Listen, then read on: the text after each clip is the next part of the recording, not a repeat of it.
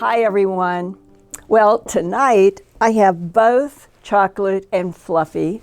It's an armload of fur in love, and Chocolate is saying, I'm going to get down. That's all right. I like them to do what they want to do. What he wants to do, I know, is just before we turn on the lights, both of these cats were downstairs at the screen door, and there was a moth. And that's where he's headed, because they started pouncing on the moth. And cats, they are really good at that. And they got one moth down, and there's another moth down there. That's why Chocolate's going down there. And Fluffy will join him. But before I put him down, dear, dear boy that he is, what it reminded me of as I stood there watching them pounce on those, trying to get one moth and getting the first one, was why are we in a universe where everything has to eat something else in order to survive? It always gets me. It seems like a profound mystery. Now we're going to say goodbye to you. You can go down and play with the moths with Chocolate. And I'm going to talk with these people about some mysteries. Now, from the first broadcast of my television documentary, A Strange Harvest, on May 25th, 1980, for the CBS station in Denver, Colorado, I received hundreds of calls and letters from people saying that they had firsthand knowledge about the alien presence on Earth. And one of those calls came in 1988. It's a long time ago, from a professional meteorologist who worked at the White Sands Missile Range in southern New Mexico. And he had seen my documentary, A Strange Harvest. And he wanted me to know that one of his colleagues who worked in the Naval Research Lab down at White Sands had told him that since the early 1970s, the United States has had at least one secret base on Mars underground in a volcanic lava tube. He said we had help from friendly ETs to spray the Martian lava tube with a substance that sealed it off from the Martian atmosphere. And then an Earth-like atmosphere was pumped into the sealed-off lava tube for a ready-made Earth military base on Mars. And that was 32 years ago. Now look at this headline in Live Science released this week on Monday, May 11th. Quote, "These lava tubes could be the safest place for explorers to live on Mars. Every part of Mars could kill you. Its surface is arid, starved of oxygen, and blasted daily with unrelenting, unfiltered solar radiation. So there are potential advantages to life in lava tubes on Mars. Seal them off, and it might be possible to pressurize them and warm them up to create livable environments much larger than what a rocket could haul from Earth." Close quote. Now in this year. This is happening. So now let's go from Mars underground to Earth underground and into the mystery of the big, dark pyramid in Alaska. Even though no one has ever given me a specific latitude and longitude, let's look at this large map scanned from an Encyclopedia Britannica atlas where the original distance ratio was 1 to 6 million. Huge map. The red circles start with Anchorage on the lower right up to Fairbanks in the upper right. And then when you are in Fairbanks, to give you some orientation, if you come a little south and west, you come to Mount McKinley. It's now renamed Denali. It is the highest mountain peak in North America, with a summit elevation of 20,310 feet above sea level. And now see that little white triangle in the purple circle. That was not placed there by me. That purple and white pyramid glyph came from a remote viewer a few years ago who looked for the dark pyramid. So this purple and white stands for the all black dark pyramid. At this large computer screen scale, the distance between the red Mount McKinley circle and the purple circle with the triangle on it is about 60 to 70 miles from Mount McKinley, which is what military and science sources have said. The purple circle and triangle represents one possible location for the underground dark pyramid.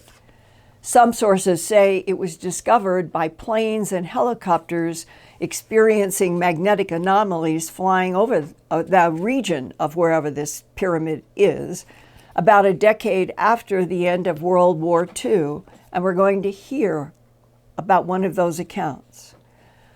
And now I'm looking at the distant early warning line symbol.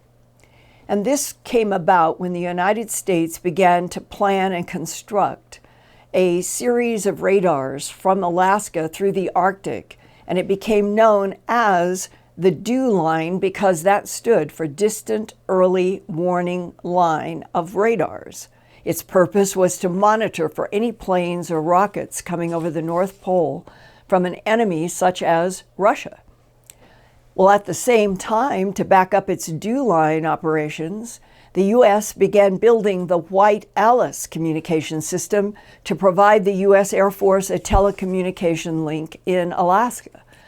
That was done with the scientific and engineering help of Western Electric that would evolve to become AT&T's Bell Laboratories. And tonight, I'll share with you one Western Electric engineer's firsthand information about the Dark Pyramid.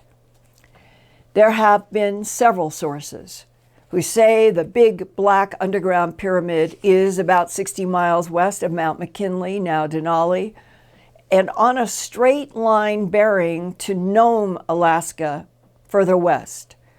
The base of the Dark Pyramid is supposed to be 700 feet down from the land surface.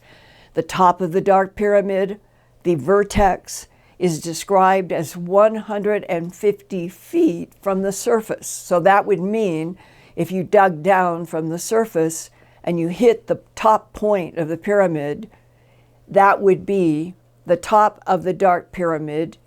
And that, if you take that from 150 from 700, that would mean the Dark Pyramid is 550 feet high.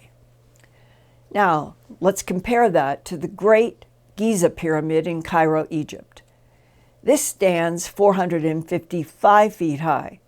So if the measurements given by alleged eyewitnesses are correct, the Dark Pyramid in Alaska is 100 feet higher than Cheops, its base starting at 700 feet below ground. And here is what a U.S. Navy Huey helicopter pilot delivering cargo to a U.S. military operation at the Dark Pyramid site in the spring of 1978 allegedly said to a fellow Navy man who told his son, who told me, quote, "This is as super secret a situation as the Manhattan Project was. Nobody is supposed to know this place even exists. This thing is some kind of power generator, and it's thousands of years old. It's made out of stone like a pyramid," close quote. If the pyramid stone is all black as described, it might be basalt, like the huge black basalt structures 2 miles underneath the ice in Antarctica, described to me by Navy SEAL Spartan 1 in my Antarctica documentary. Black basalt comes from volcanic lava and is one of the densest, hardest rock materials on our planet. Continuing with the Navy man's revelation to his son to me, quote, investigators don't know where the underground pyramid came from, who made it, or how it works. But it can generate enough energy to power the whole North Slope, all of Alaska, and probably the whole country of Canada. That's how much juice it puts out. They don't have a clue where it came from, and it is deep underground, close quote. How did this all start for me? Well, I go back to my trip to Gobekli Tepe in Turkey. And I was there in June of 2012 to visit the highly strange Gobekli Tepe rings of 20 feet tall and 10 to 20 ton each limestone pillars that were dotted with strange stone animals and totems and humanoids. Gobekli Tepe was built 12,000 years ago, according to German archaeologist Klaus Schmidt. And then, 1,000 years later, the pattern of more than 300 huge, heavy limestone pillars were completely buried inside a hill near Sanliurfa, Turkey, about 6 miles from the Syrian border. After returning from Turkey on June 15, 2012, I reported on Coast Radio news about exploring both the once buried Gobekli Tepe and going deep down into one of the largest underground cities known in this world, and the name is Dere Kuyu. So the theme in my radio broadcast had been what happened to cause Gobekli Tepe to be buried and for the ancient Turks to have gone so deep underground. That radio report about huge ancient underground architecture is what provoked retired U.S. Army counterintelligence warrant officer Douglas Allen Mutschler to email me on June 22nd, 2012, after I had gotten back and had done the report on the radio. He gave me permission to use his full name, and he wanted me to know about a large pyramid structure supposedly found by seismologists and geophysicists studying the Earth's crust during the May 22nd, 1992 underground nuclear detonation test by China of a 1 megaton bomb. Physicists used the underground vibrations from the atomic bomb explosion to see, so to speak, underground in a specific area of Alaska. Now here is the first email to me from Douglas Mutschler, dated June 22nd, 2012, to me at earthfiles@earthfiles.com. Hello, my name is Douglas Mutschler. The CW2 stands for his rank when he was a Chief Warrant II officer in the U.S. Army. And he said, and during my service tour in Alaska, I was informed of a pyramid under the land in Alaska. There is other information concerning this that came to my attention after it was reported to us in 1992. It was, in fact, the month of November that he heard. I have tried to pass this information to others, but have not heard any response to my information. I assure you, I am telling you the truth about this, and I think that this is being kept quiet by our government, as the news was buried the very next day after it was brought to my attention. He included his phone number in his email, and I asked him to send me his DD-214 discharge information, military photographs, and information about his service as a Chief Warrant II officer in the U.S. Army Counterintelligence. Doug Mutschler mailed me the following DD-214 that I'm going to show you, and we can go to that right now. This is a real DD-214, and everybody who has ever served in the United States military should have one. And I always ask, and I always black out things like the Social Security number.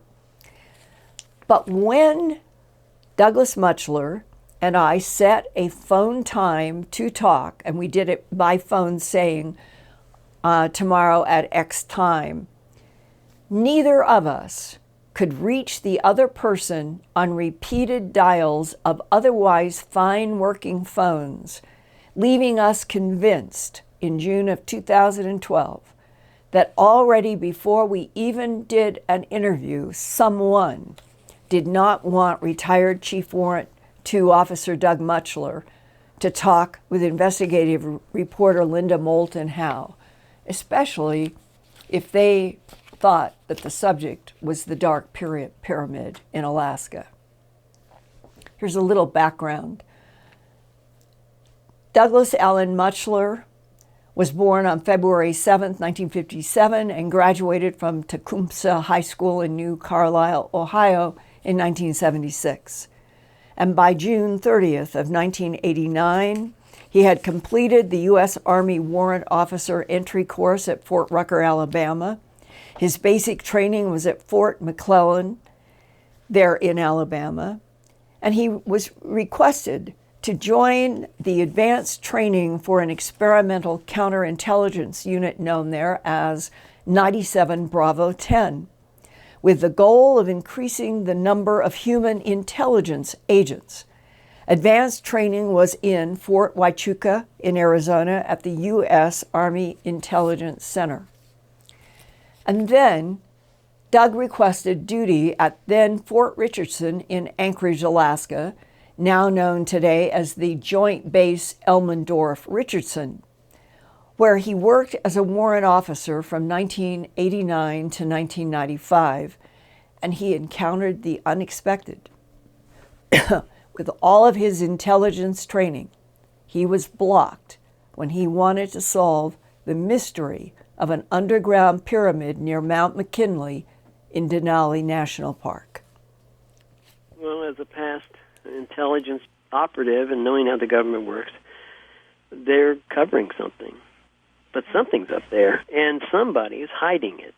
Now let's go forward with the story that appears to be so sensitive that extra effort is being made to block us. So now, would you go back, as I understand, that you are working counterintelligence as a warrant officer, CW2, and that you were in Anchorage, Alaska at Fort Richardson, and we are beginning this story in 1989.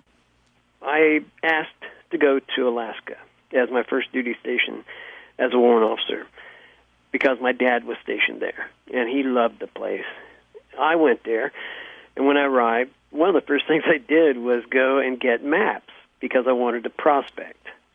So I went to the GSA office, and I picked up every map that made up Alaska. They were the Joint Operation Graphic Ground Maps, scale 1 to 250,000. And it covered the whole bedroom wall and the ceiling. I mean, these are really detailed maps. And I got to one of them that was on the western portion of the state, and it was whited out. There was a whole section about the size of a Christmas card, and it said, this area not surveyed as of this date. And the first thing I thought was, that's ridiculous. They've had the Earth mapped since like the 60s. And I know Alaska was mapped out right after World War II. It didn't make sense for this to be whited out. They're hiding something.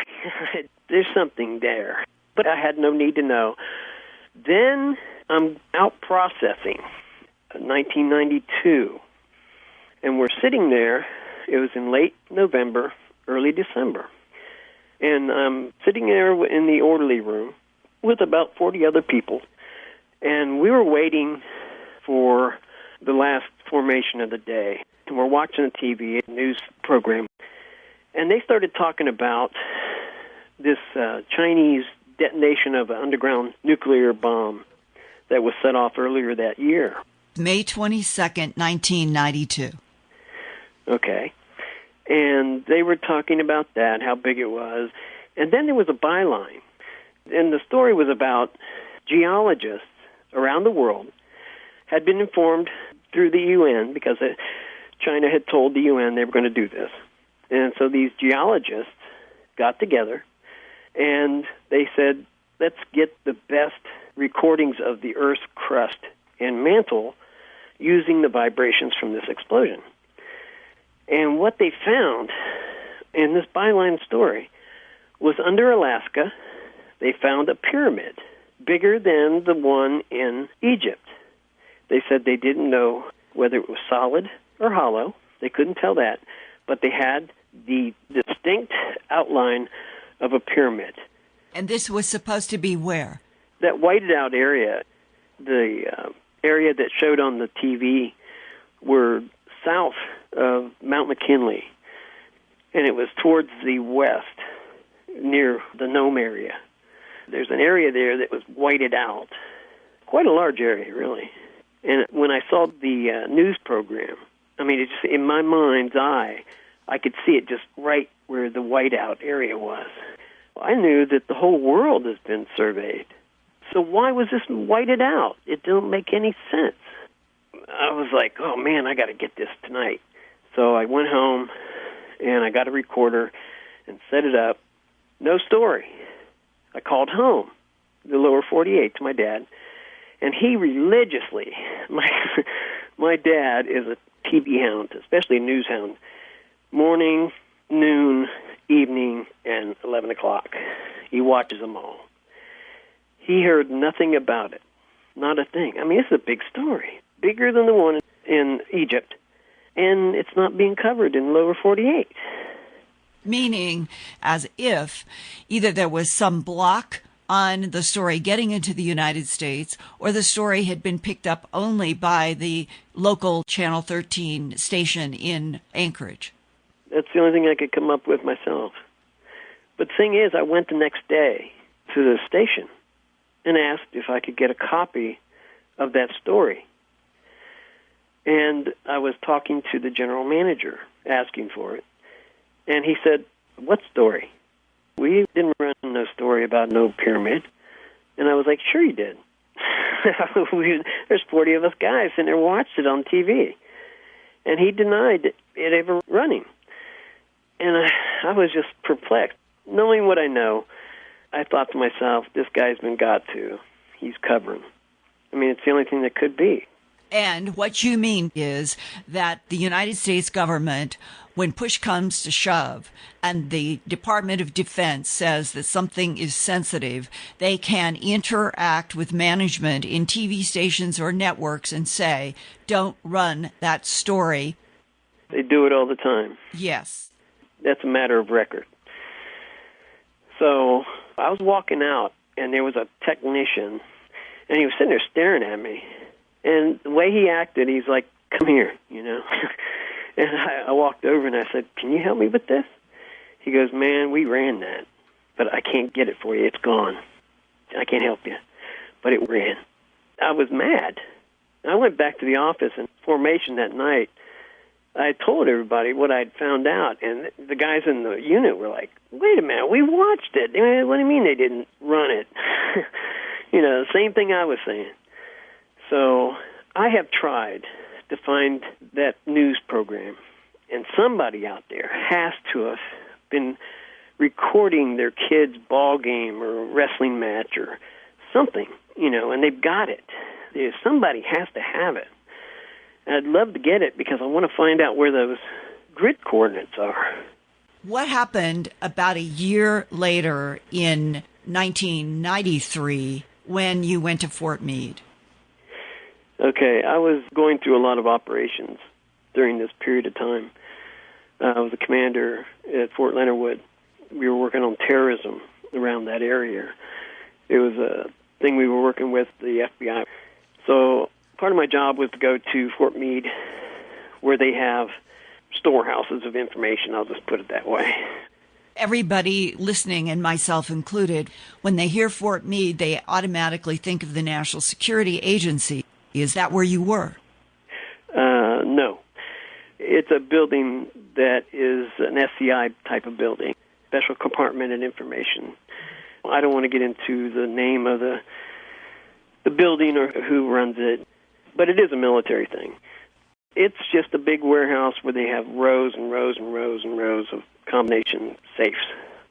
So it's an archive for highly classified sensitive material. Right. I was looking for what I was looking for. And then when I was done, I thought maybe they have something about this pyramid. So I went to I guess it would be like a librarian, and I asked him if he had anything on archaeological sites. I didn't say pyramid, but I said archaeological sites or underground facilities in Alaska. He said, well, if we do, it might be in container X, Y, or Z. So I went over there, and I was just looking around, and I really didn't find anything saying pyramid, but I grabbed a couple of Alaska, like 2 different safes. And I had just sat down, and these 2 guys came. You can feel someone standing behind you. And these 2 goons go, hey, you don't have a need to know for that information. And I turned around and said, what do you mean? You don't have a need to know. You don't have to leave. I'm just looking for something. We know what you're looking for. And the other guy, he goes, they don't want us messing with them up there anymore. They don't want you messing with them up there. They don't want us, anybody, messing with them. Up there. And the guy who was standing with him, the bigger guy, his head just shot over, and he looked at his partner. He was just glaring at him. And I was thinking, what did he just tell me? They don't want any of us messing with them anymore? Up there, right? And up there, yeah, from where you were at Fort Meade in Maryland would be Alaska. The folder I had was Alaska. Doug Mutschler kept remembering that large white-out area on that high-resolution map that he had had at Fort Richardson. And it didn't make sense because he knew that everything in Alaska had been surveyed since World War II. And the area that he remembered seeing whited out on his map was between Mount McKinley, now Denali, and going west toward Nome. He remembered that, again, consistent with several of these descriptions and maps that have been sent my way. And after reporting my recorded interview with Doug Mutschler on Coast to Coast AM radio the night of July 26th to 27th of 2012, about 8 years ago, I asked listeners and Earthfiles viewers to contact me by email with any relevant information on or off the record. And right after that broadcast, an email came from a 46-year-old man living in Omaha, Nebraska. He said that he was the adopted son of a retired Western Electric engineer. And the engineer told his adopted son that he had worked between 1959 and 1961 on a powerful electrical system that emanated from a very large pyramid of unknown origin deep underground in Alaska. Well, he sent me his father's Western Electric Company identification card. It was 1915. Western Electric Manufacturing was incorporated in New York City, New York, as a wholly owned subsidiary of AT&T under the name Western Electric Company, Inc., and Bell Labs was half owned by Western Electric. He sent me a photograph of his father's life membership pin in the Telephone Pioneers of America organization in 1930. Telephone Pioneers of America was founded in Boston all the way back to 1911 with 734 members, including Alexander Graham Bell, who received membership card number 1. AT&T's Henry Pope wanted to inspire the science and technology of telephones for those scientists and engineers devoted to the industry. And here now is the son. He asked me to call him John Smith, talking about his Western Electric engineer father's extraordinary work at the base of a huge dark black pyramid With its base 700 feet below the surface in Alaska, not far from Mount McKinley, now Mount Denali, in the years 1959 to 1961.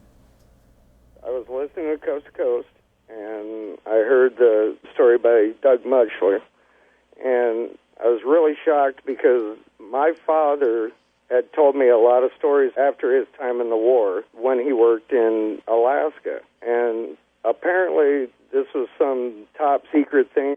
From what year to what year? It was 1959 through 1961. In your email, you said after finishing college degrees, he was, quote, recruited by the military to join a group of other experts to study and work at an underground structure in Alaska that, in his words, they called the Dark Pyramid. Yeah, and sometimes he called it the Dark Pyramid, and sometimes he would call it the Black Pyramid. And what he had told me about it was that he was recruited to go out there. By what unit of the military? I don't know if it was through the Navy or who it was through. But I know that they had some kind of deal set up with Western Electric. They had taken some of these people and recruited them, and then my mom always said she had to keep it a secret. What he did? Yeah. She told everybody that he was overseas. And then he was approached at Western Electric by representatives from some military branch in the United States. To the best of my knowledge, that is how it happened. He said that he flew to Alaska, and he landed in Unalakleet, and from Unalakleet, they were on a military bus with blacked-out windows. He wore a compass around his neck that my mom had given him, and he said that they headed from that point mostly east from Unalakleet, and they weren't supposed to know where they were going or anything. Your father knew that for a fact because he was watching the compass around his neck? That's correct. Well, when they started northeast, did he ever say where they ended up? He said it was about a 6-hour drive altogether. Could you tell me if he described how many men were with him in that bus? Well, he said it was a full bus. I know when they got there, they had something set up. He said it wasn't tense, but it wasn't that far from it. And they had him in there, and they had about a 4-week period where they went through orientation. And then he started working on this project. Where did your father work, and what else did he tell you in detail? They had elevator shafts that went down. My father would always say when we'd complain about doing farm work and stuff that if we only knew what it was like working 700 feet under the ground, then we wouldn't be complaining. Well, did he ever give details about what it was like at 700 feet underground? He worked in an enclosed room. They had elevator shafts. He said they were more like mining shafts, where they'd close the gate up in front of you and they'd drop you down. And once he was at the bottom, then they'd have the rooms down on the corners. Apparently, he always said they were on the corners of where this structure was. And he worked in the enclosed building. He worked on a corner of the underground structure that they called the Dark Pyramid? Yes. He said that the corners of the structures faced northeast, southeast, southwest, and northwest. Are you describing the base of a pyramid? Yes. And another thing that was kind of funny is when he built this house out here in 1971, he built it, and it faces the same way. He made the driveway longer and turned his house crooked. Did he explain why that placement was important? No, he never did, but I kind of figured it out later when he had me working on some little projects of his. From the time I was 12, I've been working on a farm, and he had me work on a aluminum structure that he created that he could convert like a low volt into a higher voltage. And it was all aluminum? The structure was aluminum. We couldn't use steel, and he was always adamant about 48-degree angle. Where? From the angle of the pyramid structure that he built, from the corner to the point. The point of the pyramid up above. Right. Did he ever imply what that extra 3 degrees might mean above 45? No, I have no idea, but I know that he could take a 110-volt generator and could hook it up and it would go through a series of wires to each of the corners of it, and he would put these converted electric motors at the end of them, and when he'd run the voltage through it, he could run enough to run our entire house, the farm, everything. He said he could multiply energy. How did he explain what this dark pyramid structure was? Where did it come from? Who made it? I don't know anything about where it came from. And he said he knew it was pyramidal shaped, and he didn't know if there was an interior to it or if it was made out of stone or whatever. All he knew was that they were using the angles of it to distribute energy. How big was the pyramidal structure? They had shafts that went down, and he said he was 700 feet under the ground.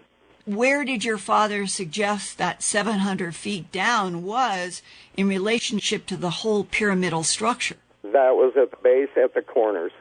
That would suggest that the pyramid underground was perhaps how tall? He said he was 700 feet under, and then when they were 700 feet down, that was the vertical shaft, and then there was also horizontal shafts that led to the corners. And did he ever go in a horizontal shaft directly into whatever was at each of those pyramidal corners? Yes, he did. At the end of those, there was another room. I know he worked in there. And the conduits that were leading from the room that your father was personally in one of the pyramid corners, where did those conduits go? Those led straight into the corner of the structure. If he's coming down in an elevator down 700 feet, right, when the elevator opens up, is he outside the corner of the pyramid or inside? No, he is in some kind of room. He said they had bunks there where they could sleep, and kind of a bunkhouse, and they had a kitchen, and then they had a control room, and then a hallway that led out of there to the corner of the structure. He said that they were cement hallways, nothing fancy or carpeted or anything like that, just cement hallways. And he'd go from the main control room. He said it was like an electronic room. They had like glass transformers or insulators of some kind in there, and it was just kind of a electronic control room. And did he ever suggest that he had been briefed about the relationship of that electronic control room to the rest of the pyramid? Well, he knew that they were working on some kind of energy distribution or acceleration, and he knew that they were trying to get energy to go through the corners and up through the middle and try to accelerate that energy. In your email, you said, quote, in his later years, he would always complain when receiving his electric bill that it would be free if we knew the truth. Yeah. He said that even if it wasn't free, it should be pennies. And he talked about Tesla. He felt there was a way to distribute energy that would be free. Did your dad ever describe in any way what agency of the government he worked for? Well, I know he was working for the higher-ups. I've seen papers, correspondence from Pentagon.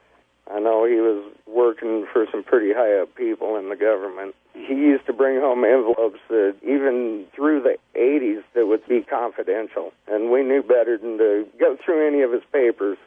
When was the last month and year that you know for a fact that your father was making these trips down the 700-foot elevator and walking into that electronic base of that pyramid?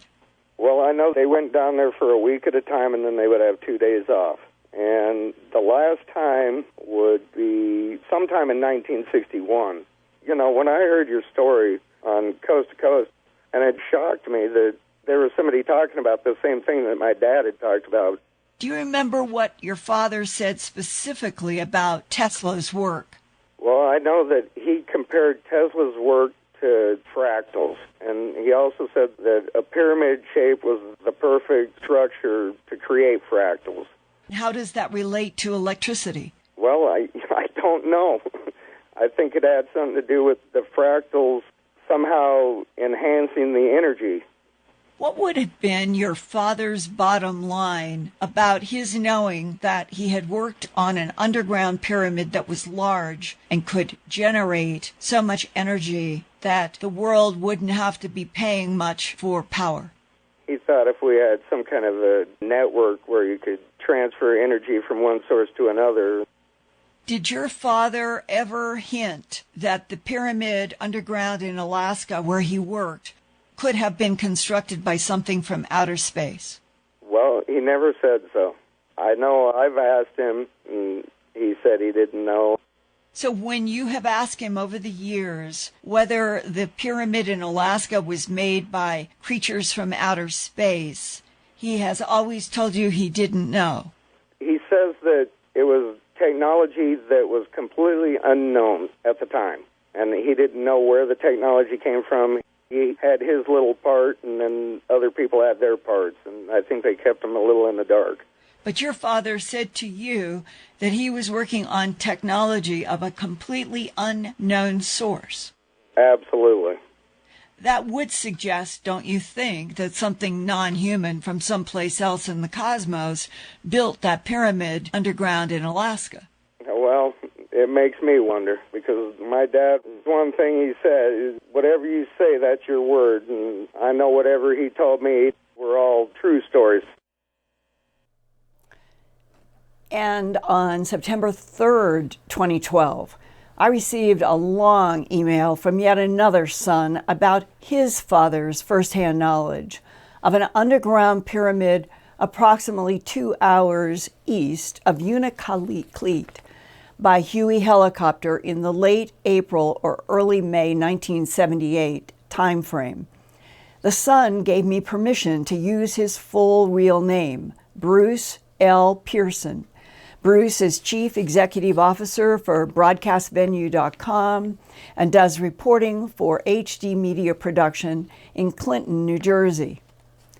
His father joined the U.S. Navy right after the Japanese attack on Pearl Harbor and served on patrol torpedo boat 492 during World War II, which was 80 feet long and could speed at 41 knots. PT boats were built in 3 different sizes of torpedo-armed fast attack craft used by the United States Navy in World War II to attack larger surface ships. PT is the U.S. hull classification symbol for patrol torpedo. American soldiers nicknamed the PT boat squadrons the Mosquito Fleet because of their smaller, faster abilities, but the Japanese called them Devil boats. Bruce Pearson's father received a February 19, 1946 typed thank you letter for his war service, signed in ink by then Secretary of the Navy James Forrestal. Later, in the mid-1970s, Bruce Pearson's parents applied to teach in Alaska and moved to Unalakleet in 1976. 2 years later, in late April or early May of 1978, Bruce's father met a U.S. Air Force pilot in Unalakleet who had also had PT boat experience. They exchanged some war stories, and the pilot asked Bruce's father if he would like to ride with him and his co-pilot on a classified delivery mission out a couple of hours from Unalakleet and back. The pilot stressed they could not even land the helicopter for a rest, and it would be just unload, heavy cargo, refuel, and leave. And next is Bruce Pearson from New Jersey to share secondhand his father's remarkable helicopter ride that day to what might have been the actual site of the underground dark pyramid. My father had related to me where he had been talking to these guys that came in to fuel up on their way out of Unalakleet on some parts delivery mission. I guess they hit it off, and he said, look, you're not scheduled, but I got a slot if you want to take a ride out with us and come on back. He assumed when he told my mom he was going to go on this flight with him that it was out to a dew line installation. But when he got in the chopper, the guy said, no, this isn't dew line. He said, this is some weird installation. And then he said, well, what do you mean weird? He said, well, it's underground. And the co-pilot, he said, look, this is some generating facility or something that's underground. And he said, well, what's it, just a nuclear power plant? And he said, no, it's not nuclear. It's nothing we built. It's thousands of years old. It's cut stone like a pyramid. It's 150 feet below ground, and they can't figure out what the hell it is. Hmm. So he said, look, this is all off the record. I'm not even supposed to know this, but this is what I was told, that this thing will put out enough power to power the whole North Slope, the whole state of Alaska, and he said this thing could power the entire country of Canada. That's how much juice it puts out, and they don't have a clue where it came from, and it's underground. So they had 3 aluminum stainless steel-looking cases.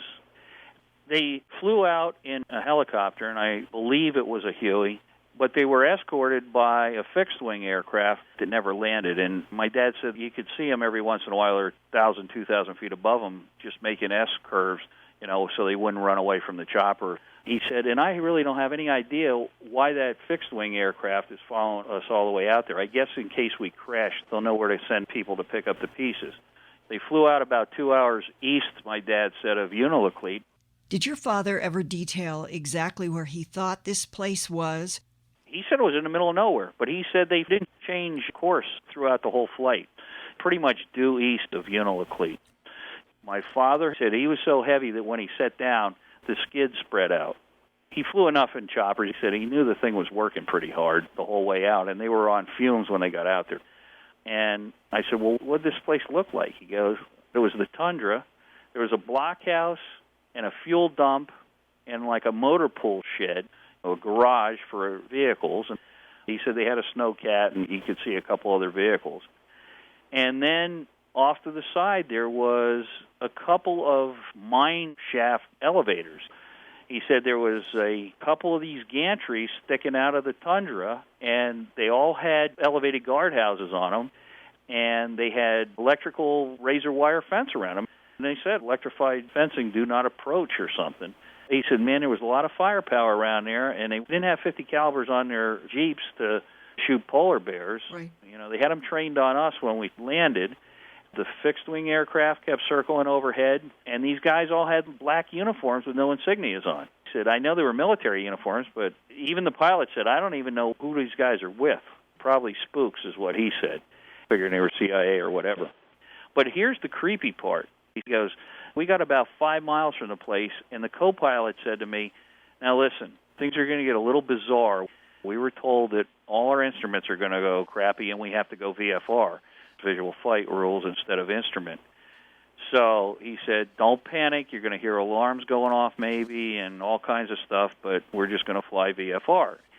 So sure enough, he said, all of a sudden, the major, who was the pilot, said, here we go, boys. My father, sitting in the back, looked over between the 2 seats, he said, and the entire radar screen went completely green. So all the trace went off the radar. Power alarm went off, horns are going. And the co-pilot said, no worry, everything's under control. They took it off autopilot, and they were flying it manually and had visual contact for the ground. They were only 500 or 1,000 feet up, he said. But all the electronics went haywire. He said he could see the artificial horizon just flip-flopping. And he said the compass was spinning like 50 miles an hour, so there was no compass heading. Everything was bizarre. The lights were out, like they had lost their generators, and they were still flying. He must have had some power to it, whether it was running off batteries or whatever.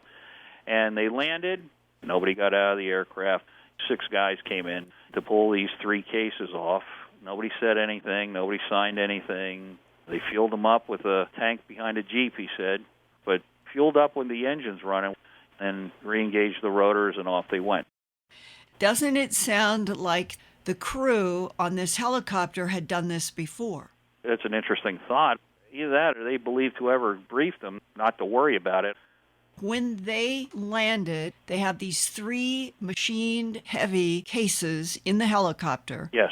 6 men in black uniforms that are unidentified come and they take out these 3 cases, and then the pilot remains on the ground with the engine running while somebody goes to a Jeep, gets fuel from the back, and puts it into the helicopter while it's still running.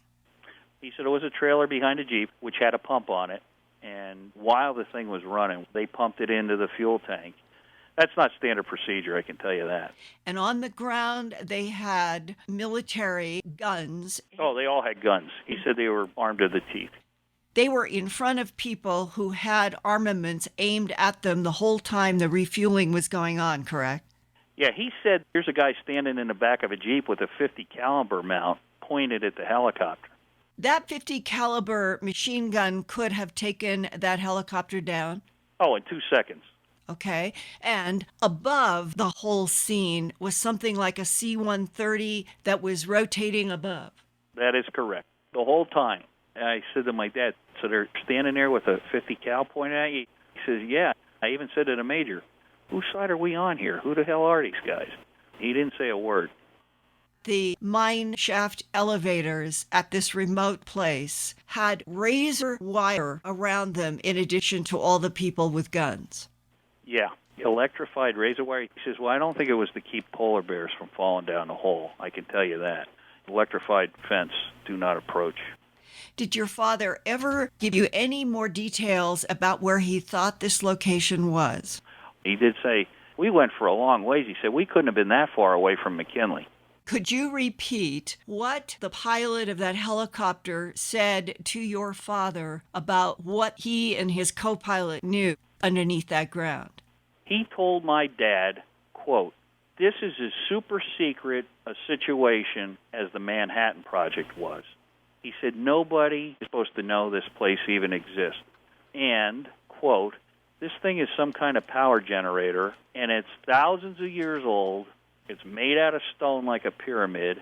They don't know where it came from, who made it, or how it works. But it could generate enough power to power the whole North Slope, all of Alaska, and probably the whole country of Canada. And he said, we're not even supposed to know what we're delivering. And here's part two of this, Linda, as I related in the email. 6 years later, over lunch with the chief engineer of the television studio at Bell Labs in Murray Hill, talking about vacation, and the guy says, oh, yeah, a bunch of guys from the labs in Western got recruited by somebody in the government to go up to the North Slope to look at some power generating station they couldn't figure out. And if there is a stone pyramid that is maybe twice the size of Cheops, underground in Alaska, at least 150 feet down to the vertex and down to 700 feet to the base, and that it has been built thousands of years ago, according to what the pilots had heard, and that it can generate enough energy to power the nation of Canada. What is the relationship between that stone pyramid underground in Alaska and Cheops and all of the pyramids that have been built around this planet, many of which are allegedly underground for reasons unknown, or at least under dirt for reasons unknown? Who built all of these pyramids? And if they were machines for energy, why is it that our government wouldn't allow all of this pyramid energy to be used on this planet? I think that's the $64,000 question. It's a little hard to believe we have these blips in the development of knowledge of mankind. You go from the Israelites wandering around in the desert and subsistence living to society that can build structures that we can't even emulate today with all our technology. And then we drop back into the dark ages. You know, I don't think that society is nonlinear like that. To me, that on its surface says there's something not right. How can you have the mass structures in the Yucatan and the Mayans, the Aztecs, and then it goes back to barely scratching out a living and having not enough knowledge to feed yourself? That doesn't make sense.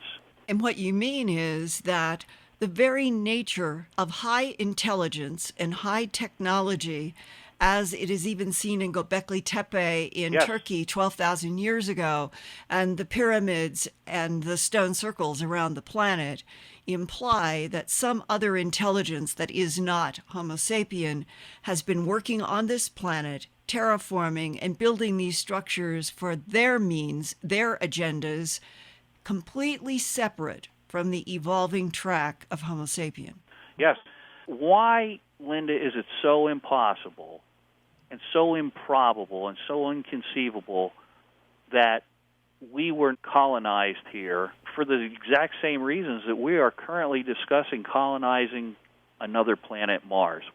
For some reason, for a very long time, the power-greed structure of this planet, which in and of itself might not be entirely human, seems to have had a self-interest in keeping the general evolving human population from knowing the truth. That is where we are in 2012. Policies of denial are still in place from World War II. And until those policies of denial are officially lifted, scenes, as your father described, 2 hours east of Unalakleet, Alaska, in the mid-1970s, will keep occurring on this planet while people are still told we are alone in the universe. You couldn't be more correct, and that's why I came forward.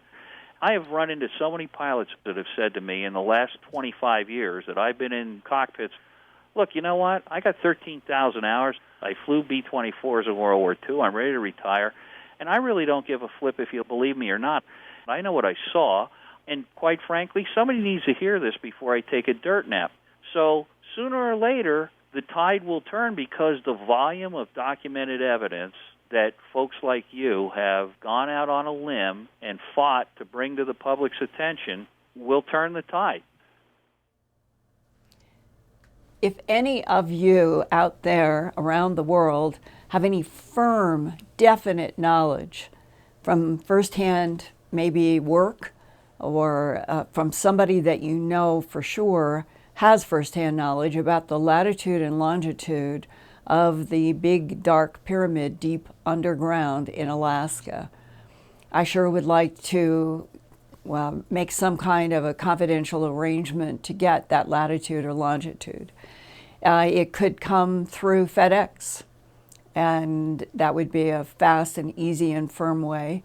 And the whole point would be, if I could get a firm latitude and longitude, the money that it would take to possibly do further investigations of a scientific nature wouldn't be wasted on a hunt. That's why I've always put out this request.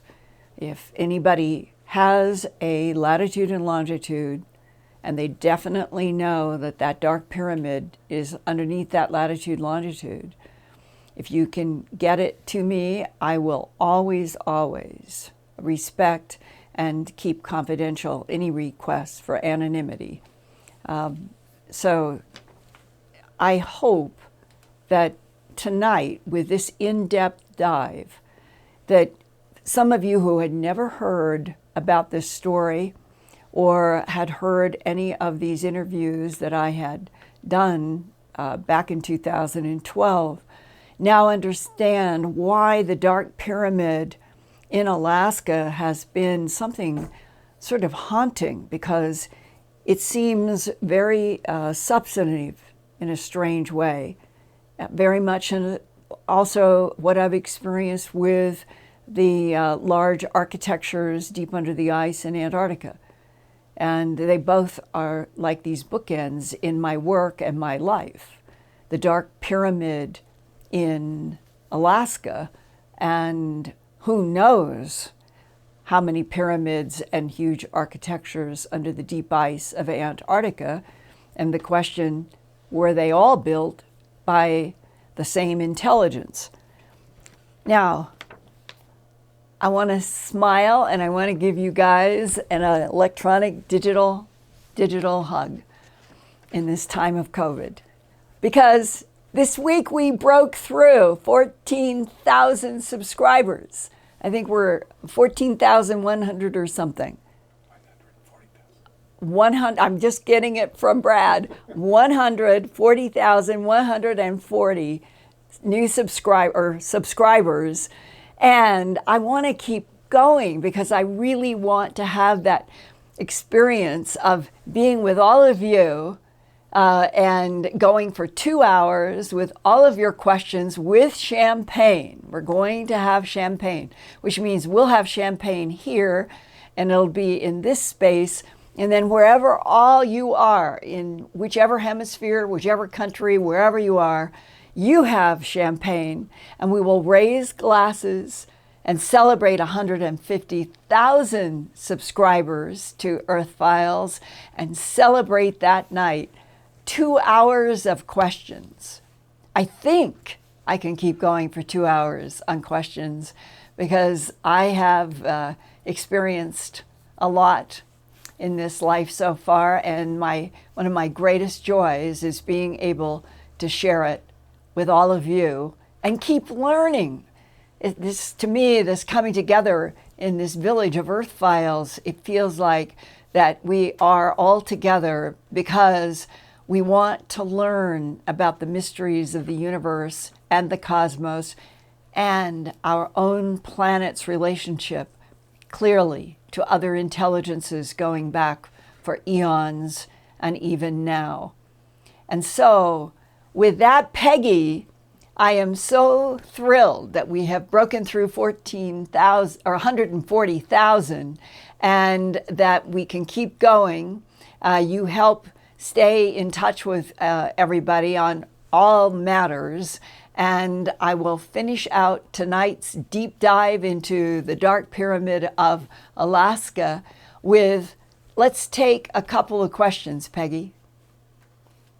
Hi, Linda. That was a wonderful report, by the way. Oh, thank you.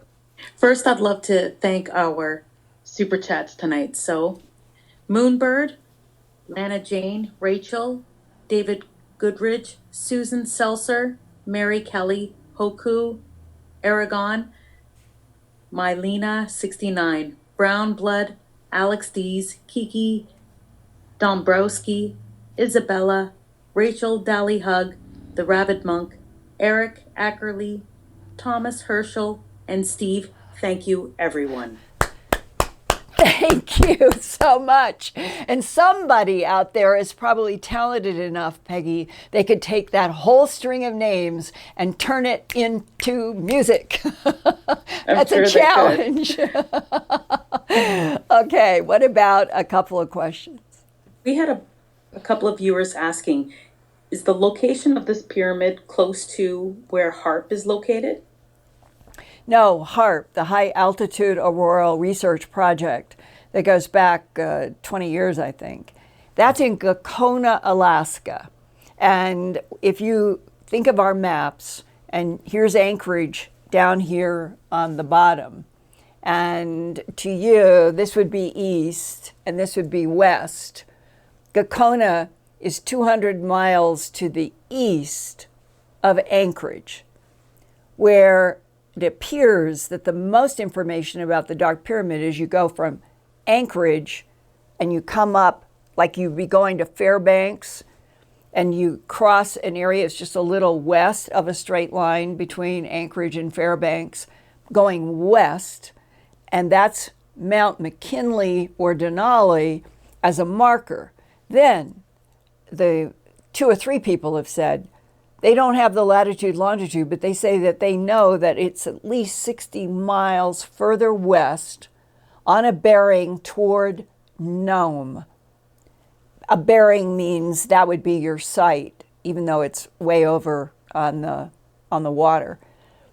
So the 60 miles is going further west, and Gakona is all the way 200 miles from Anchorage East. So they're quite a ways apart.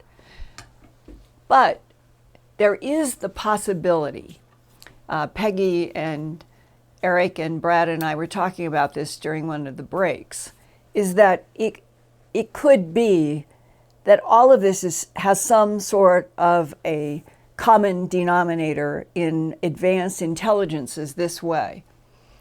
Remember in my documentary on Antarctica that Spartan 1 specifically said that he had been introduced to our government, our military being able to move dimensional portals. He talked about the Antarctica had one at the Wilkes Land magnetic anomaly. He talked about having first-hand knowledge. That's what Spartan 1 says. He has first-hand knowledge that there is a portal in Gakona, Alaska, and that you step into a room or through a door. It's very strange. It isn't lights and all of that. It's walking into some kind of a structure that obviously has frequencies focused on it, because all of this has to do with frequencies and magnetic fields. But in Gakona, you can go, he said, with a step through a door all the way to Hawaii and back. So if all of that is true, and this huge, huge pyramid, which I personally don't have any doubt that it is deep under the ground in Alaska, if they are part of a grid system,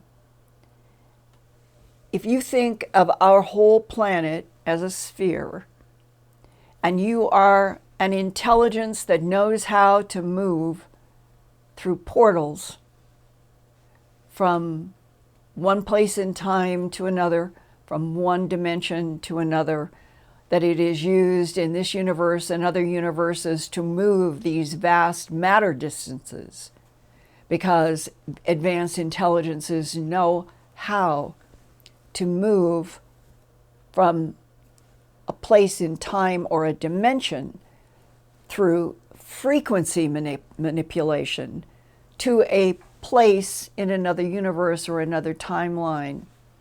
That's the concept. The pyramid structure may play a role in all of that.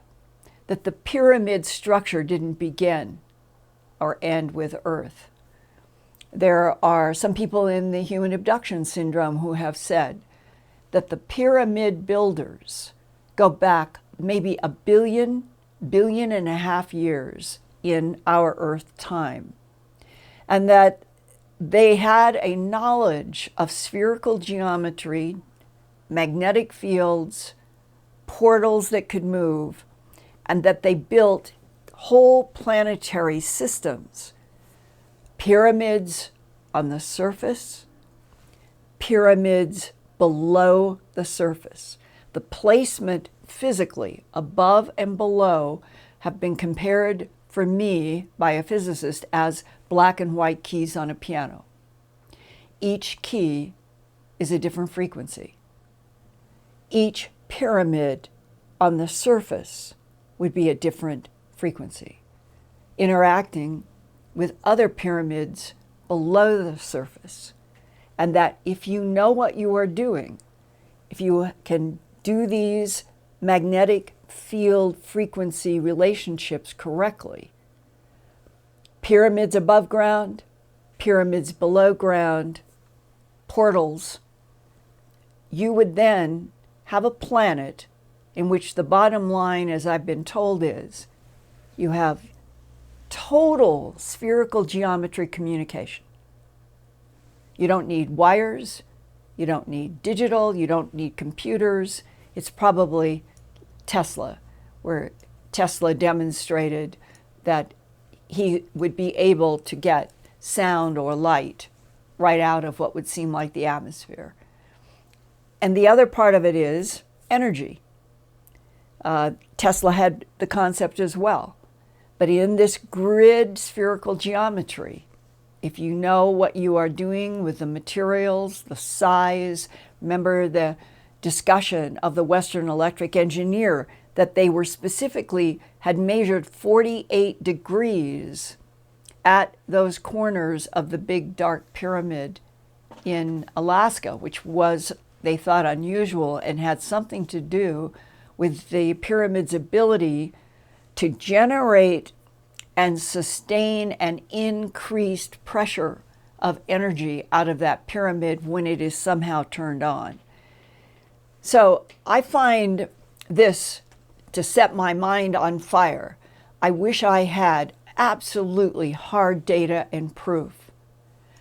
But I think as we explore all of this more and more, we will be finding that we are in parallel with new papers and new scientific breakthroughs that are going to be coming, and that eventually the idea that Gakona, Alaska, has a portal to Hawaii, that between the Anchorage going up or going toward Fairbanks and then west to McKinley, Denali, that there is a pyramid there. It's deep underground. What makes it function? Who turns it on? How do you turn it on? Is it off? I would love to know the answers and hope there's somebody out there in the whistleblower community who could get in touch with me. And Peggy, next week, I'm going to have a very, very interesting story. And I will just tease it right now. Imagine, you guys, what if you saw some kind of an army truck and it had a canvas over a really odd shape on the back? That's where we're going next week. Thank you for breaking 140,000. Let's keep going to 150,000 and beyond. I love you guys. Stay safe from COVID.